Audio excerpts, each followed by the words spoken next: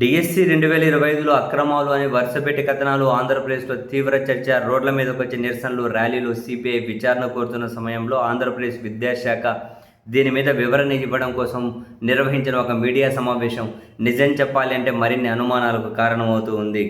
అయితే ఏ విధంగా ఎగ్జామ్ నిర్వహించాం, ఎంత పారదర్శకంగా నిర్వహించాం, క్వశ్చన్ పేపర్లు ఎలా తయారు చేస్తారు, ఎలా అప్లోడ్ చేస్తారు, సర్వర్ ఎట్లా మెయింటైన్ చేస్తాం, ఇవన్నీ చెప్పుకుంటూ పోయినటువంటి విద్యాశాఖ ఉన్నతాధికారులు కొన్ని కీలక ప్రశ్నలకు సమాధానాలు అలాగే వదిలేశారు.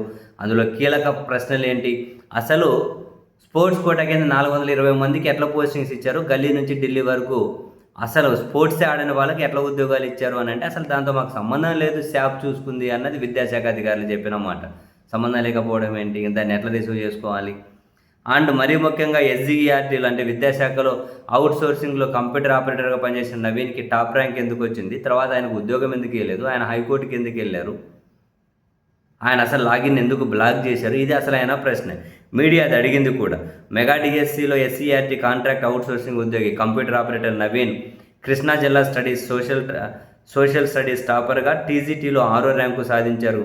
టాప్ ర్యాంక్ సాధించిన అతనికి పోస్టు ఎందుకు నిలిపేశారు? ఎలాంటి తప్పు జరగకుండా ఇలా ఎందుకు చేశారు? అసలు ఆయనకు టాప్ ర్యాంక్ ఎట్లా వచ్చింది అనేది ప్రశ్నే. విద్యాశాఖ ఉన్నతాధికారి సెక్రటరియట్ ఎడ్యుకేషన్ డిపార్ట్మెంట్ చెప్పిన సమాధానం ఏంటి? శాఖలో పనిచేసే ఏ ఉద్యోగి అయినా పరీక్ష తప్పనిసరి. పరీక్ష రాయాలన్నా, కోర్సులు చదవాలన్నా ఆ శాఖ అనుమతి తప్పనిసరి. నవీన్ ముందస్తు అనుమతి తీసుకోలేదు, అందుకే అతడి పోస్టు నిలిపేశాం. ఇక్కడితో ఊరుకోలే. నెక్స్ట్ ఏమన్నారు? నవీన్ 2 పరీక్షలు రాశారు. పరీక్ష రాసేంత వరకు ఇక్కడ పని చేశాడు. ఓ దాంట్లో ఫస్ట్ ర్యాంకు, రెండో దాంట్లో 6వ ర్యాంకు వచ్చింది. అతను సెలక్షన్ లిస్ట్లో ఉన్నారు, కానీ వెరిఫికేషన్ కోసం రాలేదు. ఫస్ట్ ఏమో పర్మిషన్ తీసుకోలేదు కాబట్టి నిలిపేశాం, రెండోసారేమో వెరిఫికేషన్కి రాలేదు అన్నారు. సో దీంతో నిబంధన ప్రకారం అతన్ని రిక్రూట్మెంట్ చేయలేకపోయాము అని. నవీన్ కోర్టుకి వెళ్ళాడు. కోర్టులో మా వాదనలు వినిపించాం.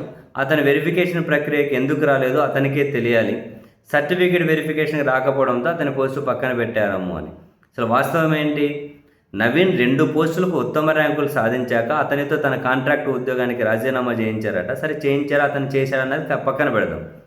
అతని డిఎస్సి లాగిన్ ఐడిని బ్లాక్ చేశారు. లాగిన్ ఐడిని బ్లాక్ చేస్తే కాల్ లెటర్ ఎట్లా డౌన్లోడ్ చేసుకుంటాడు? కాల్ లెటర్ లేకుండా ఇంటర్వ్యూకి ఎట్లా వెళ్తాడు?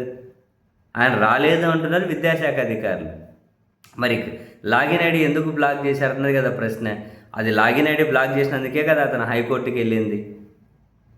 మరి ఈడ లాజిక్ మిస్ అవ్వాలి.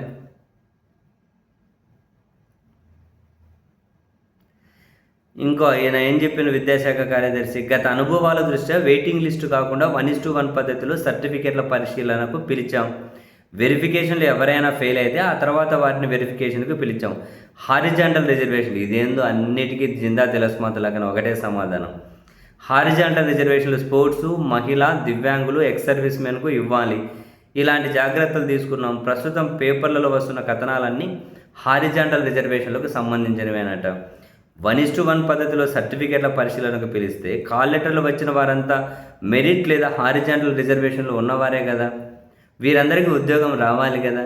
సర్టిఫికేట్ సరిగా లేకపోతే వారిని రిజెక్ట్ చేసి 2వ స్థానంలో ఉన్న వారికి అవకాశం ఇవ్వాలి కదా. ఇక్కడ కాల్ లెటర్లు వచ్చిన వారంతా మెరిట్ లేదా హారిజాంటల్ రిజర్వేషన్లు ఉన్నవారే కదా. మరి అలాంటి వారికి ఎందుకు పోస్టింగ్ ఇవ్వలేదు అన్నది ఇంకో ప్రశ్న. అదే ప్రశ్నగానే మిగిలిపోయింది. స్పోర్ట్స్ కోట అంటే అసలు మాకు సంబంధమే లేదా అంటున్నారు. ఇంకో మనం ఏం చెబుతాం? స్పోర్ట్స్ కోటలో 421 మందికి పోస్టులు ఇచ్చారట. గల్లీ నుంచి ఢిల్లీ వరకు ఆడిన వాళ్ళకి కానీ ఇచ్చారట. ఎట్లా సాధ్యమైంది అని అంటే అవి మాకు సంబంధం లేదు అని చెప్పి. అయితే విద్యాశాఖ కార్యదర్శి అన్నారట, డిఎస్సిలో లక్షల మంది అభ్యర్థులు పరీక్షలు రాస్తే ఒక్కరు కూడా ఫిర్యాదు చేయలేదు, తప్పు పట్టలేదు అని. అసలు వాస్తవం ఏంటంట? డిఎస్సి నిర్వహణలో 33,830 గ్రీవెన్సెస్ వచ్చాయట. అమ్మ అధికారులు ఏమో ఒక్కటి రాలేదంటుంటే 33,830 ఫిర్యాదులు వచ్చాయట. ఈ విషయాన్ని అధికారులు రాతపూర్వకంగా ప్రకటించారట. జిల్లా, జోనల్ స్థాయిలో తమకు సంబంధం లేదు, రాష్ట్ర కార్యాలయంలో తేల్చుకోండి అని మరికొందరికి నిర్లక్ష్యంగా సమాధానం పంపించారట. మరి ఒక్క ఫిర్యాదు కూడా రాలేదని చెప్పడం అబద్ధం అట.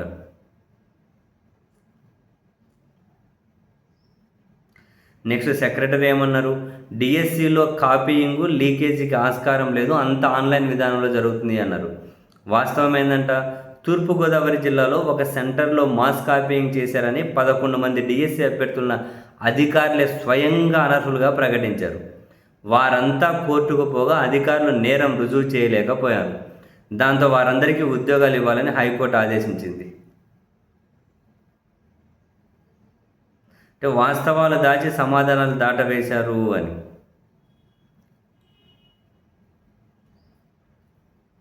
ఏందో ఇంత కీలకమైన సక్రమంగా నిర్వహించలేకపోతే ఎట్లా కుదురుతుంది మాస్టర్?